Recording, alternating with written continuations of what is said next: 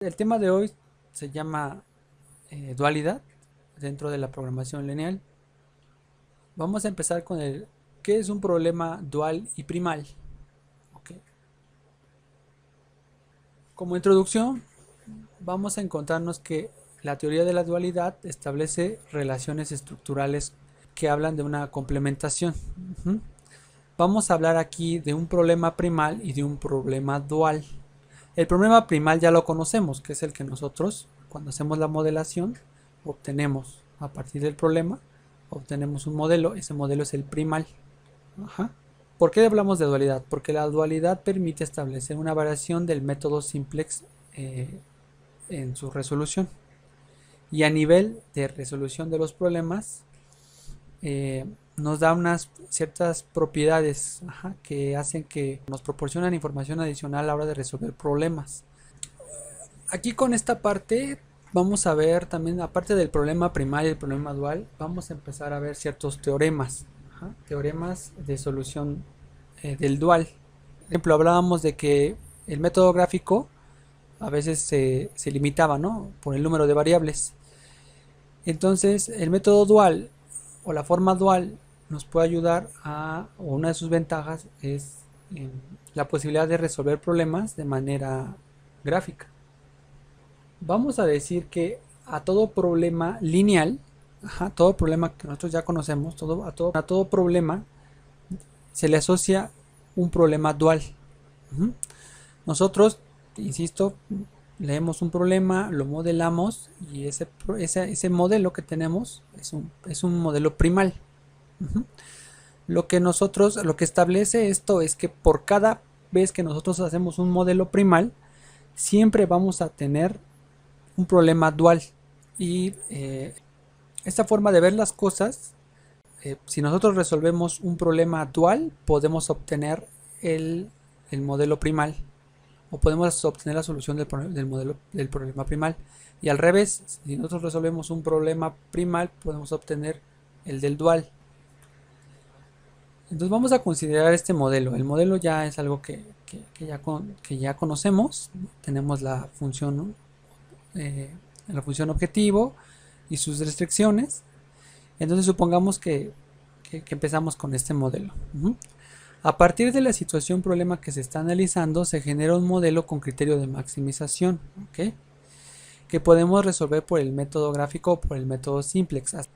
Ya que tenemos este modelo, podemos tener, y mencionando lo anterior, podemos tener su versión dual. Es decir, pero para obtener esta forma dual, tenemos que hacer un par de cambios al modelo. Entonces, esos cambios son cambios en los parámetros de este modelo primal. El problema dual representa el espejo del primal. Es como sacarle una copia pero en espejo. Tenemos el problema dual y esos cambios son los cambios que yo les hablaba en los parámetros. Son los siguientes. Si ven, o sea, la única diferencia que está entre uno y otro son los cambios en sus coeficientes. Aquí tenemos el lado derecho de las restricciones, que eran nuestros recursos, y estos recursos pasan ahora a ser parte de la función objetivo. Y los coeficientes de la función objetivo ahora pasan del lado derecho de las restricciones.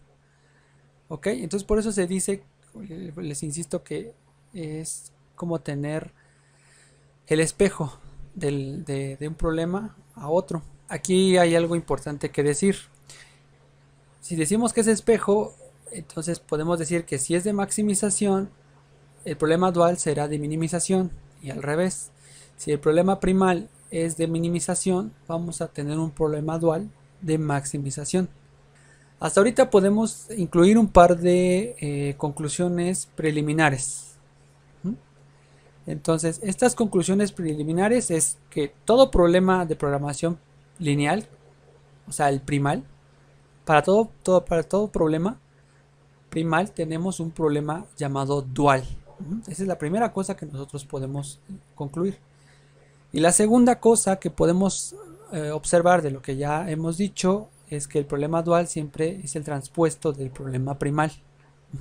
Entonces recuerden que tenemos, a fin de cuentas, nuestros coeficientes conforman una matriz y si la transponemos, entonces es como tener ese problema dual. Ahora una pregunta es, bueno, ¿cómo convierto un problema primal en uno dual? Para eso hay que considerar un par de relaciones. Hay relaciones entre un modelo y otro. La primera relación dice el número de variables del problema dual es el número de restricciones del primal. Eso lo vimos hace un momento. Vimos cómo se intercambiaban. La segunda restricción. Si el primal es un problema de maximización, su dual será de minimización y viceversa. Los coeficientes, el tercero, los coeficientes de la función objetivo del problema dual son los términos independientes de las restricciones del programa primal. 4. Los términos independientes de las restricciones del dual son los coeficientes de la función objetivo.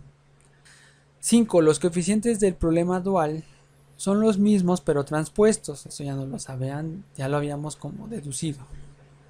Y sexto, el sentido de las desigualdades, que eso es algo que no nos habíamos metido.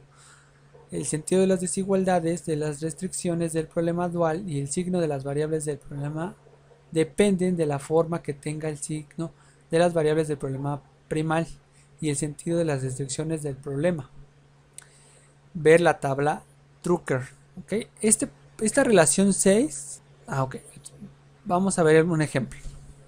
Entonces, ejemplo 1. Primera restricción o primera consideración. El número de variables del problema dual es igual al número de restricciones del primal. Si se dan cuenta, yo tengo aquí en este ejemplo de este modelo que es de maximizar, lo voy a pasar a minimizar, pero en su función objetivo tengo dos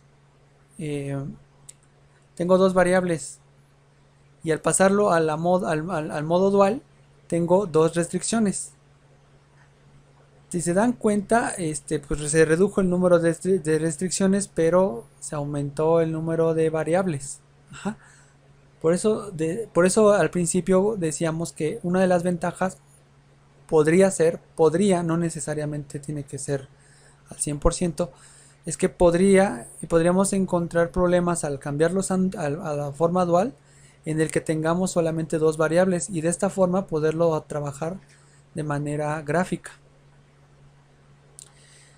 Entonces siempre vamos a tener que observar eso. Me fijo en los coeficientes de la función objetivo y de ahí voy a determinar cuántas funciones voy a tener que, cuántas restricciones voy a tener. Segundo, si tenemos un problema de maximización, su dual será un problema de minimización y viceversa. ¿Okay? Aquí, pues, más allá de lo que nos dice esta restricción, también hay que observar algo. Recordemos que siempre hablábamos de maximizar utilidades, ¿no? Hablábamos de maximizar utilidades, pero ¿qué pasa a la hora de cambiarlo al dual?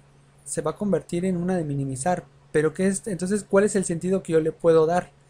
Si en el primal yo maximizo utilidades, en el minimizar, yo voy a minimizar costos. ¿Ok? Eso es lo que también nos habla esta consideración.